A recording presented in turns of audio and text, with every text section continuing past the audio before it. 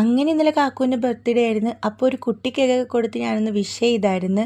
അപ്പോൾ ഇപ്രാവശ്യം ഇത്രയോളം ഇനിയൊന്നും പ്രതീക്ഷിക്കേണ്ടെന്ന് പറഞ്ഞിട്ടുണ്ടായിരുന്നു. ഗൈസ്, അപ്പോൾ ഇന്നെൻ്റെ കാക്കുവിൻ്റെ ബർത്ത്ഡേ ആണ്. അത് 27 വയസ്സാവുകയാണെന്ന്. അപ്പോൾ ഞാൻ ഓർത്ത് ഒരു 27 ഗിഫ്റ്റ് കൊടുക്കാം. എപ്പോഴും സെയിം ആയിട്ടല്ലേ കൊടുക്കുന്നത്. അപ്പോൾ ഇതെന്തായാലും ഒട്ടും പ്രതീക്ഷിക്കുന്നില്ല ഞാനിങ്ങനെ ചെയ്യുമെന്ന്. അപ്പോൾ നമുക്ക് കാക്കുവിൻ്റെ റിയാക്ഷൻ നോക്കാം. എൻ്റെ ഫസ്റ്റ് ഗിഫ്റ്റ് ഈ ഫ്ലവറാണ് ഗൈസ്. ഇങ്ങനെയുണ്ട്, കൊള്ളാവാ. അപ്പോൾ നമുക്ക് കാക്കുവിനെ സർപ്രൈസ് ചെയ്തിട്ട് ഇതെന്നെ കൊണ്ട് പറ്റാവുന്ന രീതിയിൽ ഞാൻ നല്ല അടിപൊളിയായിട്ട് തന്നെ സെറ്റാക്കി വെച്ചിട്ടുണ്ടായിരുന്നു. കാക്കു ഇത് കണ്ടപ്പോൾ ശരിക്കും ഞെട്ടിയെന്ന് പറഞ്ഞാൽ ശരിക്കും ഞെട്ടി.